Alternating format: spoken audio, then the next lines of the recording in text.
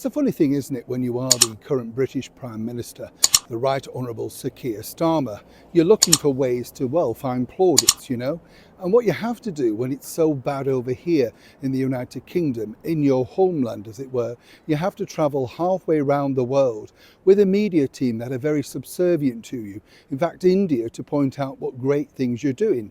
Apparently, according to one media member, he got a hero's welcome. Don't they have media in India? But seemingly, of course, Keir Starmer has to go wherever he can find an appeasing audience. I told you recently, didn't I, about the celebrities that were so keen to back him, the likes of Dawn French, if you remember, who said, I don't know, but I just trust Keir. She's gone to ground, of course, a little bit like Carol Vorderman. She really then decided actually maybe Keir's not doing such a good job. But as I pointed out before, we were all supposed to believe that Carol Vorderman was in fact this super brain box that we all should look up to. And she told you, if you remember, in various books and on TV ads, including Loan Sharks. But now even Keir's had another slap in the teeth, this time from a one-time supporter who's having, that phrase, chums, buyer's remorse. As ever, let me explain. Nice to see you. Thank you so much for joining me today, and welcome one and all. Brand new subscribers. It's a funny thing, isn't it? This is the thing I've often said. When you report from Downing Street, as I do on a regular basis, the thing that you find about Downing Street is there's only one way out, the exit way, and it's never really good. I can't think of any situation really where a Prime Minister is left on good terms, because people always think, well, you didn't deliver. It doesn't matter who you are, whether you're the President or the current British Prime Minister. Hence the reason Keir's popped over to India. He's always going somewhere else rather than dealing with the problems over here. As I pointed out in another recent video, the crime's escalating. But no, let's not worry about that. Let's think about we could bring Bollywood back to the United Kingdom. It's a lovely genre, etc. But I'm not quite seeing, and I remember this, it's true this, many years ago going for an audition via an agent who sent me for the latest Andrew Lloyd Webber musical.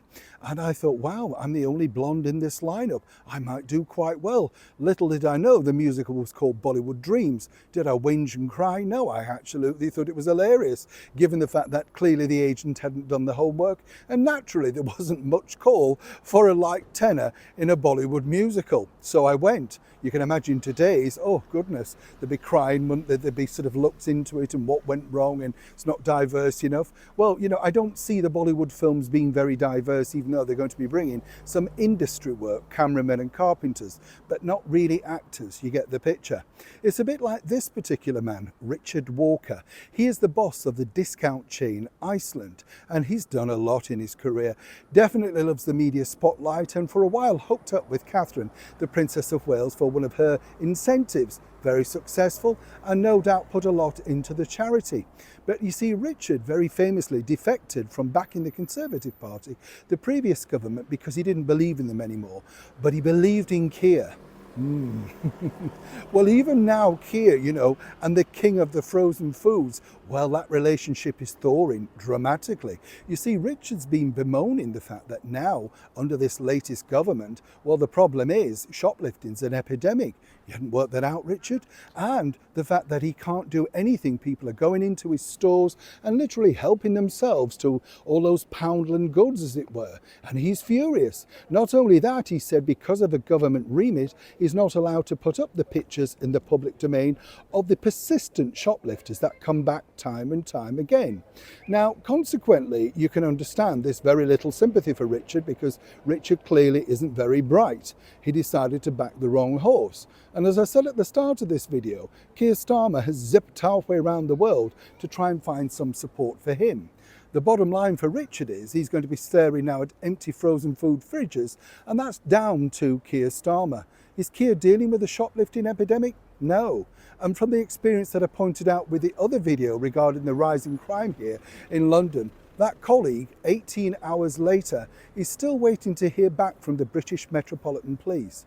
And what's interesting is when she called again, they said, would you like the number of the citizen's advice? She very tactfully said, no, I'd just like a police officer to come to the scene of the crime. She's still waiting. This is Starmer's Britain. Neil Sean in the very heart of London.